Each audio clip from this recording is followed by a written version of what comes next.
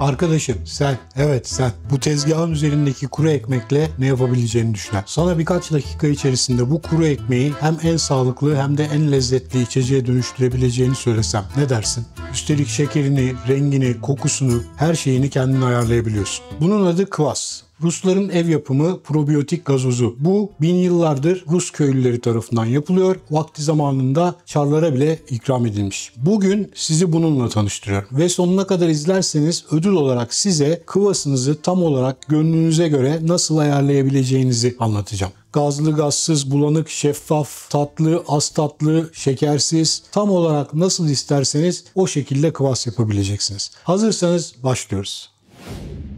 Malzemeler basit. 3 litre su için veriyorum. Bundan yaklaşık 3 litre kvass çıkacak. 100 gram kadar bayat ekşi mayalı çavdar ekmeği. Yarım avuç kadar kuru üzüm. 200 gram şeker. Bal ya da pekmez de olur. 3 litre su. Muhtelif şişeler ve mayalamayı yapacağınız bir kavanoz veya fermantasyon kabı. Hepsi bu. Buna maya koyan da var. Ben mayasız yapıyorum. Üzümün ve ekmeğin üzerindeki doğal maya ve bakteriler yeterli oluyor zaten. Ama siz ilk denemede başaramazsanız yarım çay kaşığı kadar maya da koyabilirsiniz. İşlemi hızlandırır. Basit ama sihirli bir kombinasyon. Her şey bu bayat ekmekle başlıyor. Evet, işe en temel malzemeden başlıyoruz. Bayat ekmek. Neredeyse taş gibi olan bu bayat ekmek birazdan canlanacak. Bu tarifin özü bayat ekmek ve bu da bayat ekmek tarifleri içerisinde sağlığınıza en faydalı olanı. Hatta bayat ekmekle ya da ekmekle yapabileceğiniz tek sağlıklı tarif diyebilirim. 100 gram kadar ekmeği ince ince dilimler halinde doğruyor veya küp şeklinde kesiyoruz. Ne kadar kuruysa o kadar iyi. Hatta kvass yapımında kullanacağınız ekmeği hafif kızartırsanız çok daha güzel aromatik bir tat yakalarsınız. Ayrıca kvassınızın rengi de çok daha güzel olur.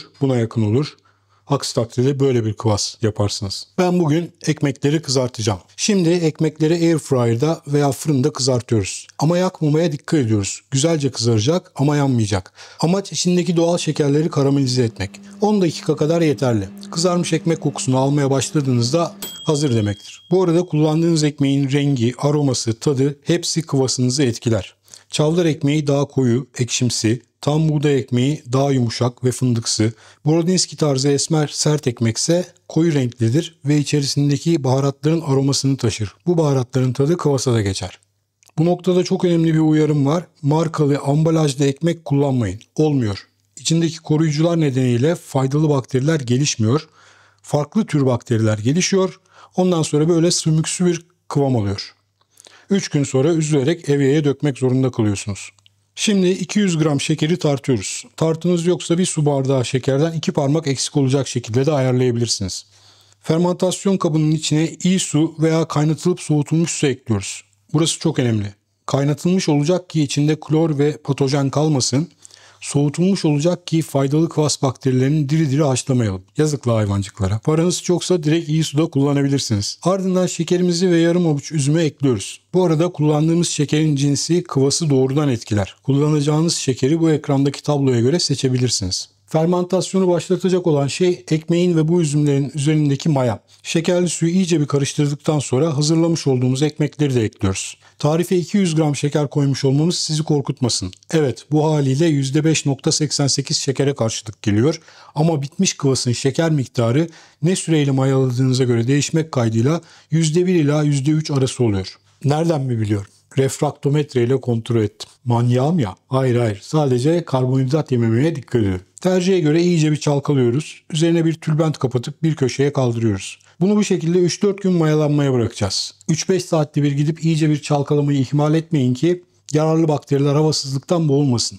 Ben bu tarifi Kırım'da yaşadığım günlerde Ruslardan öğrendim. Eski kız arkadaşımın annesi yazları bize gelirdi. Yazlık mutfakta kvass hazırlardı. Ben de bir köşedeki sesimi çıkartmadan yurt dışına fabrika gezisine gitmiş Çinli gibi bütün süreci kafamın içerisine yazdım. Bugün de sizlerle paylaşıyorum. Size kısmetmiş. Hayrını görün. Mayalanma süresi sıcaklığa ve kullandığınız ekmeğin ne kadar aktif olduğuna göre değişir. Ama 2-3 gün sonra bu karışımın yüzeyinde bir hareketlilik görmeniz lazım.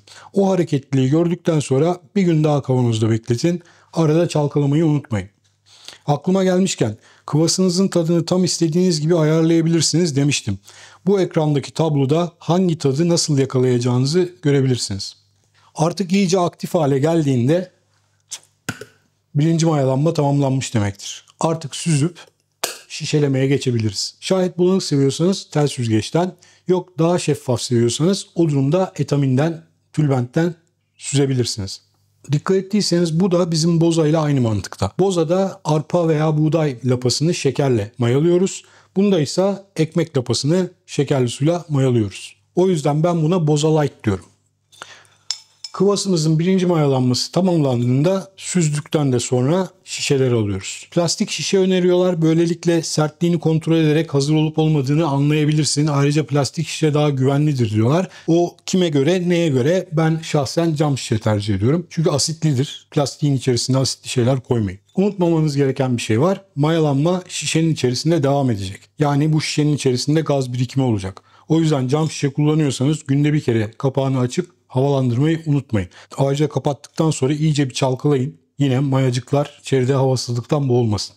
Bu tabii şişenin patlamasını da önler. Şayet kıvasınızı aromalı yapmak istiyorsanız bu aşamada içerisine dilediğiniz meyve suyunu karıştırıp meyveli probiyotik gazoz da elde edebilirsiniz. Şişeledikten sonra yine bir köşede 12 ila 24 saat dinlendiriyoruz. Kıvasımız hazırdır. Bu haliyle buzdolabına kaldırıyoruz. Buzdolabına kaldırdığımızda fermantasyon durur. Dilediğimiz zaman dolaptan çıkarıp servis edebiliriz. Yalnız şişeyi açarken dikkatli olun. Oda sıcaklığındaki kıvas şişesini açmayın. Dolapta soğuttuktan sonra açın. Açarken de ilk birkaç sefer alışana kadar evye yakınında açın. Aksi takdirde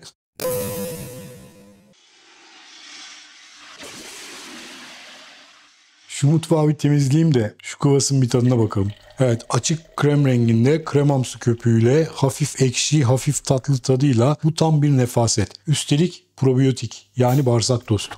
Kıvasın içinde sağlığa yararlı bir dolu bakteri var. Bunların faydaları saymakla bitmez. O yüzden saymakla uğraşmadım, tablo yaptım, ekrana koydum. Durdurur okursunuz. Kıvas tarifim bu kadar. Nasıl, beğendiniz mi? Buna benzer bir de zencefil mayalı gazoz tarifim var. O da probiyotik yani bağırsak dostu. İlgilenirseniz yorumlara yazın. Kanalın içeriğini beraber belirleyelim. Şimdi gelin kıvasımızı tadalım.